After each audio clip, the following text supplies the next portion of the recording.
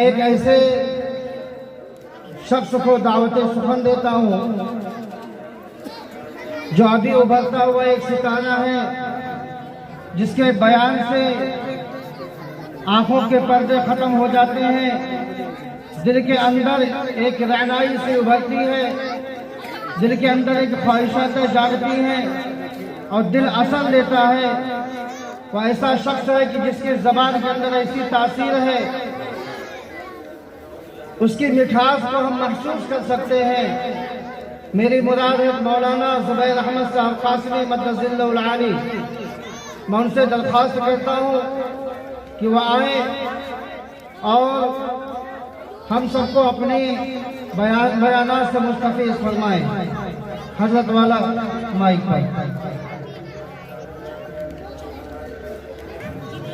پر۔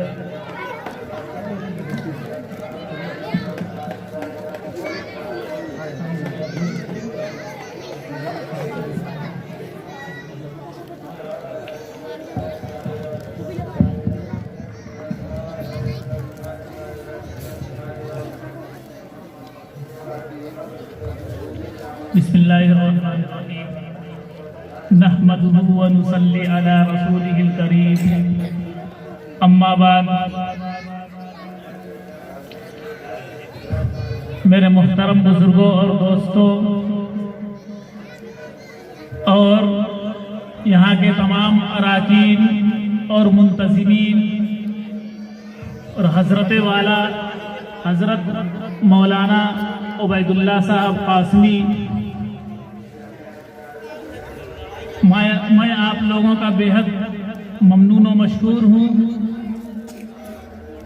کہ مجھ جیسے طالب علم کو کچھ دیر لب کشائی کرنے کا موقع آپ لوگوں نے فراہم فرمایا۔ اللہ تعالیٰ سے دعا گو ہوں کہ ہماری زبان سے حق باتیں کہلوا دے۔ آج کا یہ جو پروگرام ہے، ہم سب کو بخوبی معلوم ہے کہ آج 26 جنوری یوم جمہوریہ ہے۔ اسی دن ہمارے ملک ہندوستان کا سمویدھان نافذ کیا گیا، ہم سب جانتے ہیں۔ اور ہم سب یہ بھی جانتے ہیں کہ اس سمویدھان کو بنانے کے لیے، لکھنے کے لیے، تیار کرنے کے لیے ہمارے اکابرین نے کیا جد و جہد کی ہیں، کیا کوششیں کی ہیں۔ بابا صاحب بھیم راؤ امبیڈکر کی لیڈرشپ میں، ان کی سرپرستی میں، ان کی زیر نگرانی میں یہ سمویدھان تیار کیا گیا۔ ہم سب یہ بھی جانتے ہیں جسے تیار کرنے میں، جسے بنانے میں، جسے لکھنے میں 2 سال 11 مہینے 18 دن لگے۔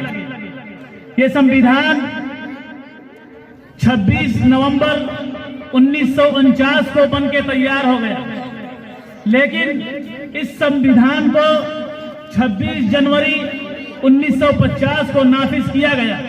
اس کی بھی ایک وجہ ہے، میں اس کی تفصیل میں جانا نہیں چاہتا کیونکہ وقت بہت کم ہے۔ اصل بات جو مجھے کہنی ہے اور کرنی ہے کہ اس سمویدھان کو بنانے کے لیے یا اسے نافذ کرنے کے لیے یا اس کے اندر جو بھی چیزیں ہیں اسے تیار کرنے کے لیے اور اس ملک کو انگریزوں کے غلامی سے آزاد کرانے کے لیے ہمارے اسلاف و اکابر نے کیا قربانیاں پیش کی ہیں۔ عام طور پہ یہ سمجھا جاتا ہے کہ جنگ آزادی 1857 سے شروع ہوئی، اس کا آغاز 1857 سے شروع ہوا، لیکن میں صاف لفظوں میں آپ لوگوں کو یہ بتاتا چلوں کہ 1857 سے 100 سال پہلے 1757 سے ہی اس جنگ کا آغاز ہو چکا تھا۔ انگریز اس ملک کے اندر سن 1400 کے اندر میں آئے، لیکن ان کے آنے کا مقصد تجارت تھا۔ وہ تجارت کے سلسلے میں آئے، لیکن دھیرے دھیرے وہ اپنا اثر و رسوخ قائم کرتے گئے۔ پھر وہ سیاسی معاملات میں دخل دینے لگے۔ جب مغل حکمران کی سلطنت کمزور ہونے لگی تو انہوں نے اپنا سیاسی رسوخ جمانے کی کوشش کیا اور اس میں کامیاب بھی ہوئے، لیکن 1757 کے اندر نواب سراج الدولہ جو بنگال کے حکمراں تھے، بنگال کے حاکم تھے، ان کی ایک مضبوط حکومت تھی۔ انگریزوں نے دیکھا کہ نواب سراج الدولہ کو راستے سے ہٹانا ضروری ہے، ہندوستان پر قبضہ کرنے کے لیے، ہندوستان پر قابض ہونے کے لیے یہ جو راستے کا بڑا پتھر ہے اسے ہٹانا ضروری ہے۔ لیکن نواب سراج الدولہ وہ بھی مرد مجاہد تھے، انہوں نے ہر محاذ پر انگریزوں سے جنگ لڑی اور قربانی دی۔ آخری جنگ پلاسی، جسے ہم جنگ پلاسی کے نام سے یاد کرتے ہیں، نواب سراج الدولہ نے لڑتے لڑتے اپنی جانیں قربان کر دی۔ اس کے کیا اسباب ہوئے میں اس کی تفصیل میں جانا نہیں چاہتا، خود ان کے اپنے میر جعفر نے غداری کی اور عین لڑائی کے وقت جنگ پلاسی کے اندر اس نے اپنے فوج کے ساتھ انگریزوں سے جا ملا۔ انگریزوں نے اسے لالچ دیا کہ ہم تمہیں بنگال کا حاکم بنا دیں گے، پھر اسے بنایا بھی گیا لیکن کچھ دنوں کے لیے۔ تو جنگ کا آغاز اسی دور سے شروع ہو گیا۔ اس کے بعد جنگ ختم نہیں ہوئی، بنگال پر انگریزوں کی حکومت قائم ہو گئی، انگریز بڑھتے گئے۔ اس کے بعد سب سے مضبوط حکومت میسور کی سلطنت تھی، میسور کی حکومت تھی۔ اس وقت اس کے حاکم تھے نواب حیدر علی خان بہادر۔ نواب حیدر علی انگریزوں کے جانی دشمن تھے، ہر محاذ پر انہوں نے بھی انگریزوں سے جنگیں لڑی۔ 1764 کے اندر 1764 سے لے کے مسلسل 20 سالوں تک انہوں نے انگریزوں سے جنگ لڑی اور ہر محاذ پر انہیں شکست دیا۔ پھر ایک وہ بھی موقع آیا کہ وہ جنگ میں شہید ہو گئے۔ ان کے بعد شیر میسور سلطان ٹیپو شہید رحمت اللہ علیہ، جو ان کے جانشین بھی تھے، ان کے صاحبزادے بھی تھے، جن کے رگوں میں انگریزوں کے خلاف نفرت اس قدر بھری ہوئی تھی جسے میں بیان نہیں کر سکتا، جس کا اندازہ آپ صرف اس ایک واقعے سے لگائیں گے کہ جب انگریز ہر محاذ پر سلطان ٹیپو سے مات کھاتا گیا، ہارتا گیا، شکست کھاتا گیا، ہزیمت اٹھاتا گیا، تو انگریزوں نے نئی تدبیریں شروع کر دی، نئی پلاننگ کی۔ انگریزوں نے سلطان ٹیپو کے ساتھ پاس اپنا ایک وفد بھیجا اور ان کے پاس یہ مطالبہ کیا، یہ گزارش کی کہ آپ ہمارے ساتھ مل کے کام کریے اور ہندوستان کے جو باقی حکمران ہیں ان سے لڑیے۔ اس کے بعد پورا ہندوستان فتح کرنے کے بعد آدھا ہندوستان آپ کا ہوگا، جو آپ پسند فرمائیں گے، آدھا ہمارا ہوگا۔ تو حضرت ٹیپو سلطان رحمت اللہ علیہ نے کیا جواب دیا، اس جواب کو غور سے سنیے۔ ٹیپو سلطان رحمت اللہ علیہ نے انگریزوں کو للکارتے ہوئے کہا کہ تم پورے ہندوستان کے سودے کی بات کرتے ہو، آدھا ہندوستان کے سودے کی بات کرتے ہو، بلکہ اگر ایسٹ انڈیا کمپنی ہمیں زمین سے آسمان تک، مشرق سے مغرب تک، شمال سے جنوب تک پوری کائنات کا حصہ دے کر بھی ایسٹ انڈیا کمپنی ہندوستان کی زمین کا ایک ذرہ مانگے تو ہم انکار کر دیں گے، یہ ان کا جواب تھا۔ اور انہوں نے آگے یہ بھی ارشاد فرمایا، یہ بھی ان کو جواب دیا کہ ہمارے والد نواب حیدر علی خان بہادر نے انگریزوں سے لڑتے لڑتے اپنے جسم کا آخری قطرہ تک بہا دیا اور جام شہادت نوش کیا، اور آج ہم اس زمین پر اپنا خون چھڑکنے کے لیے تیار بیٹھے ہیں، یہ ان کا جواب تھا۔ تو انگریز جب وہاں سے بھی ناکام ہو گئے تو انگریزوں نے ہندوستان کے جو باقی حکمراں تھے انہیں ملانا شروع کیا اور ان کے خلاف جنگیں لڑی۔ اور پھر ایک وہ وقت آیا کہ ٹیپو سلطان شیر میسور وہ 1799 کے اندر انہوں نے جام شہادت نوش کی، خود ان کے قلعے کے اندر انہیں قتل کر دیا گیا۔ اس شکست کے بارے میں بھی ہم سوچیں تو وہاں بھی اپنوں ہی نے غداری کی، اپنوں ہی کی غداری کی وجہ سے انہیں شکست ہوئی۔ میر صادق نے गद्दारी की। उसके बाद ये आजादी का जो कारवां था ये रुका नहीं, मुसलसल आगे बढ़ता रहा। उसके बाद फिर शाह अब्दुल अजीज का दौर आया।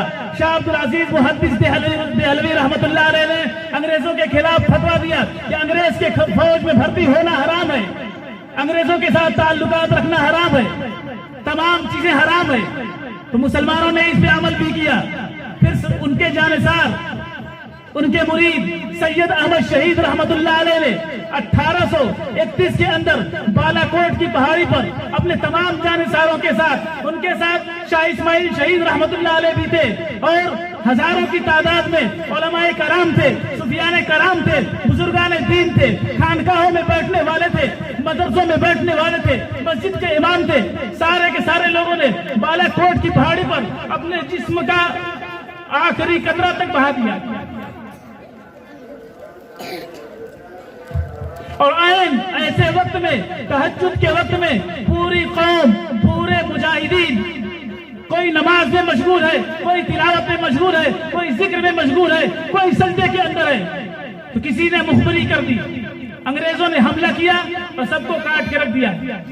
ये काफिला भी वहीं शहीद हो गया, वहीं दफन हो गया बालाकोट की पहाड़ी पर। उसके बाद भी जंग रुकी नहीं, उसके बाद भी सिलसिला जारी रहा। फिर 1857 का दौर आया।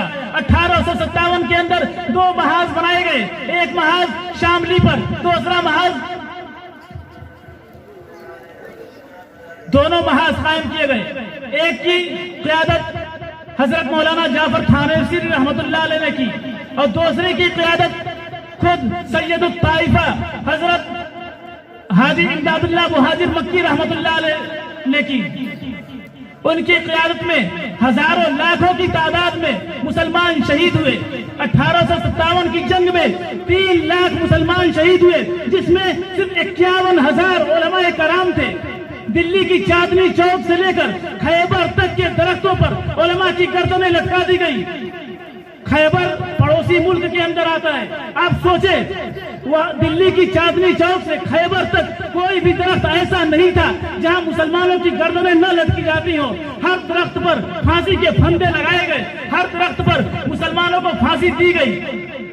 मुसलमानों को, उलमाए कराम को सुअर की खालों के अंदर बंद करके गोलियों का निशाना बनाया गया, जलते हुए तंदूर में डाल दिया गया। मुसलमानों को नंगे करके आग के अंगारों पर लिटाया गया और उन्हें जलाया गया, उन्हें भूना गया। खुद एक अंग्रेज मुसन्निफ लिखता है, टॉमसन, वो बयान करता है कि 1857 की जंग के बाद मैं दिल्ली के अंदर अपने कैंप के अंदर बैठा था तो हमें बदबू महसूस हुई, तो फौरन मैं बाहर निकला, बाहर गया, खेमे के पीछे गया तो मैं क्या देखता हूं कि आग के अंगारे जल रहे हैं और 40 उलमाए कराम को लाया जाता है, उनके कपड़े को उतार दिया जाता है और उनको नंगे करके आग के अंगारे पर लिटा दिया जाता है, जला दिया जाता है, भून दिया जाता है। फिर उसके बाद दूसरे 40 उलमाए कराम को लाया जाता है और उनसे कहा जाता है कि तुम सिर्फ इतना कह दो कि 1857 की जंग में हम शरीक नहीं थे, हम तुम्हें छोड़ देंगे। तो टॉमसन लिखता है कि कुर्बान जाइए उन उलमाए कराम पर, मुझे पैदा करने वाले की कसम, उन 40 उलमा में से एक भी ऐसा आलिम नहीं था जो सिर्फ इतना कह दे, सिर्फ इतना कह दे कि अंग्रेजों के खिलाफ लड़ी जाने वाली जंग में मैं शरीक नहीं था, 1857 के गदर में मैं शरीक नहीं था। ये है हमारे असलाफ और अकाबिर की कुर्बानियां। उसके बाद काफिला यही रुका नहीं, लेकिन आमतौर पे ये गलतफहमी पैदा करने की कोशिश की जाती है कि आजादी की जंग 1857 के बाद शुरू हुई। हालांकि अव्वले दिन से जंग शुरू हो चुकी थी, उसकी चिंगारियां जल रही थी, शोला बन रही थी, जो 1857 में शोले की शक्ल इख्तियार कर गई। पूरे मुल्क के अंदर जगह जगह गदर होने लगा, जगह जगह लोग सड़कों पे उतर गए, लोगों ने अपनी जानें दी। اس کے بعد کیا ہوا؟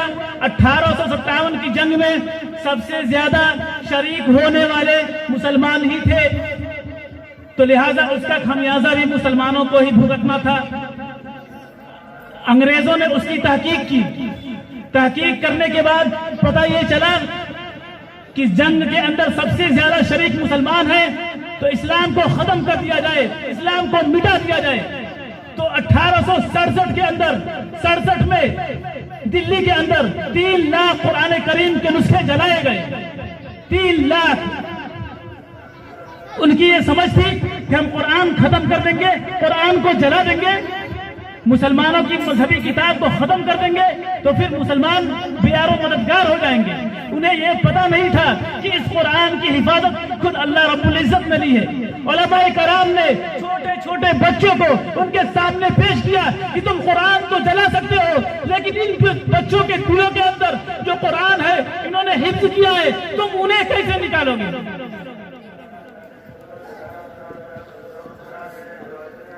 پھر اس کے بعد یہ کارواں بڑھتا رہا، وقت گزرتا رہا، اس کے بعد اور بھی بہت سارے لوگ شامل ہوتے گئے۔ پھر حضرت شیخ الہند رحمت اللہ علیہ کا دور آیا۔ شیخ الہند کے نام سے آج کون واقف ہے؟ آج ہمیں اگر ہم سے پوچھا جائے کہ جنگ آزادی کے اندر کن لوگوں نے قربانیاں دی ہیں تو غیروں کی بات میں نہیں کرتا، میں اپنے مسلمانوں سے سوال کرتا ہوں، مسلمانوں سے سوال کرتا ہوں کہ خود انہیں نہیں پتا ہوگا کہ حضرت شیخ الہند محمود الحسن دیوبندی رحمت اللہ علیہ کون ہے، ان کے کیا کارنامے ہیں؟ مولانا حسین احمد مدنی کون ہے، ان کے کیا کارنامے ہیں؟ مولانا ابوالکلام آزاد کون ہے، ان کے کیا کارنامے ہیں؟ انہوں نے کیا قربانیاں پیش کی ہیں؟ مولانا فضل حق خیر آبادی کون ہے، انہوں نے کیا قربانیاں پیش کی ہیں؟ مولانا عبید اللہ سندھی کون ہے، انہوں نے کیا قربانیاں پیش کی ہیں؟ مولانا محمد علی جوہر کون ہے، انہوں نے کیا قربانیاں پیش کی ہیں؟ مولانا شوکت علی گوہر کون ہے، انہوں نے کیا قربانیاں پیش کی ہیں؟ اگر ہم سے پوچھا جائے تو ہم پہلے یہ کہیں گے بھگت سنگھ نے قربانیاں دی ہیں، بہت اچھی بات ہے، انہوں نے قربانی دی ہے، لیکن ہمیں یہ بھی یاد ہونا چاہیے کہ ہمارے اسلاف نے بھی قربانی دی ہے، اور ہر جگہ ہمارے اسلاف و اکابر نے اپنی جان نچھاور کی، اپنے خون سے اس ملک کی مٹی کو سینچا ہے۔ ہمیں تاریخ پڑھنے کی ضرورت ہے، ہمیں اپنی نسلوں کو بتانے کی ضرورت ہے کہ اس ملک کو آزاد کرانے کے لیے ہم مسلمانوں نے کیا قربانیاں دی، کیا کیا مشقتیں اٹھائی، کیا کیا اذیتیں برداشت کی، جس کے لیے حضرت شیخ الہند رحمت اللہ علیہ کو مالٹا کے قید خانے میں بھیجا گیا۔ شیخ الہند رحمت اللہ علیہ کا ایک واقعہ میں سنا کر اپنی بات ختم کرتا ہوں، کیونکہ وقت ہو گیا ہے، بار بار الارم آ رہا ہے، ایک بات ختم کریے کہ 1921 کے اندر حضرت شیخ الہند رحمت اللہ علیہ کا انتقال ہوا، دلی کے اندر ان کا انتقال ہوا۔ ان کے جنازے کو دلی سے دیوبند لایا گیا، اور جب ان کے جنازے کو تخت پر غسل دینے کے لیے لٹایا گیا، کپڑے کو ہٹایا گیا، تو لوگوں نے دیکھا کہ جسم پر سوائے ہڈیوں کے گوشت کا نام و نشان نہیں ہے۔ لوگ بہت پریشان ہوئے، بہت حیران ہوئے، لیکن کسی کو پتا نہیں تھا، کسی کو معلوم نہیں تھا۔ ان کے ایک شاگرد حضرت شیخ الاسلام حضرت مولانا حسین احمد مدنی جو مالٹا کے قید خانے کے اندر ان کے ساتھ موجود تھے، وہ اس وقت کہیں اور تھے، جب وہ تشریف لائے تو ان سے پورا واقعہ بتایا گیا، پورا ماجرا سنایا گیا، تو حضرت مولانا حسین احمد مدنی رحمت اللہ علیہ رونے لگے، اور انہوں نے کہا کہ ہمارے استاد حضرت شیخ الہند رحمت اللہ علیہ نے ہمیں اس راز کو فاش کرنے سے منع کیا تھا، لیکن آج حضرت اس دنیا میں نہیں رہے، تو لہذا میں بتاتا ہوں، جب ہم مالٹا کے قید خانے کے اندر ہوتے تھے، جب ہم کالا پانی کی قید میں ہوتے تھے، تاریک راتوں میں ہوتے تھے، تو روزانہ انگریز آتا تھا اور حضرت کو کالی کوٹری کے اندر لے کے جاتا تھا، اور لوہے کی سلاخیں گرم کر کے اور ان کی پشت پر لگاتا تھا، ان کے جسم پر لگاتا تھا، ان کی پیٹھ پر لگاتا تھا، اور کہتا تھا کہ محمود الحسن تم انگریزوں کے حق میں فتویٰ دے دو،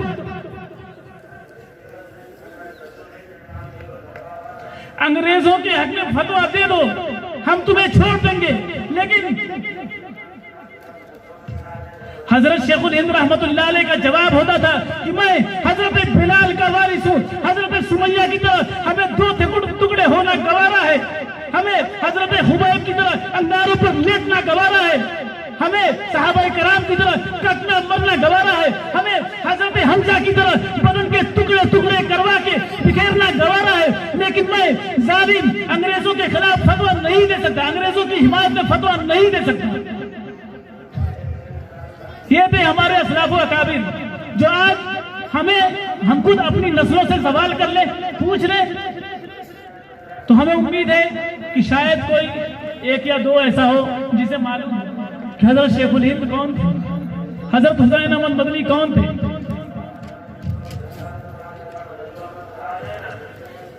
پھر اس کے بعد 1920 کے اندر کراچی میں ایک کانفرنس تھا, خلافت کا کانفرنس کے نام سے. انگریزوں کی طرف سے یہ حکم جاری ہو گیا تھا کہ اگر حضرت مولانا حسین احمد مدنی اس کانفرنس کے اندر پہنچے, اسٹیج پہ پہنچے, فوراً گولی مار دیا جائے. بڑا مجمع تھا, لوگ اکٹھا تھے, لوگ یہ سوچ رہے تھے کہ آج مولانا تشریف نہیں لائیں گے, مولانا مدنی نہیں آئیں گے, انگریزوں سے ڈر جائیں گے, خوف کھا جائیں گے. لیکن اس وقت سارے لوگوں کی, پورے مجمع کی حیرت کی انتہا نہ رہی جب حضرت مولانا حسین احمد مدنی اپنے سر پر کفن باندھ کر اسٹیج کے اوپر آئے اور انہوں نے ایک شعر کہا, لیے پھرتی ہے بلبل چونچ میں گل, لیے پھرتی ہے بلبل چونچ میں گل, شہید ناز کی تربت کہاں ہے. یہ شعر کہنا تھا کہ پورا مجمع نعرے لگانے لگا. آدھے گھنٹے تک نعرہ لگایا گیا. پھر اس کے بعد حضرت نے اپنے علماء کرام کی قربانیاں بیان کی. یہ تھے ہمارے اکابر و اسلاف کی قربانیاں. اس قربانیوں کے دینے کے بعد, اتنی مشقتوں کے بعد آج یہ دن آیا ہے. تو ہمیں یہ چاہیے کہ ہم اپنے اسلاف و اکابر کی قربانیاں یاد کریں, ان کا مطالعہ کریں, اپنی نسلوں کو بتائیں, انہیں یاد کرائیں, انہیں یاد دلائیں. اللہ تعالی ہم سب کو کہنے و سننے سے زیادہ عمل کی توفیق مرحمت فرمائے. آمین.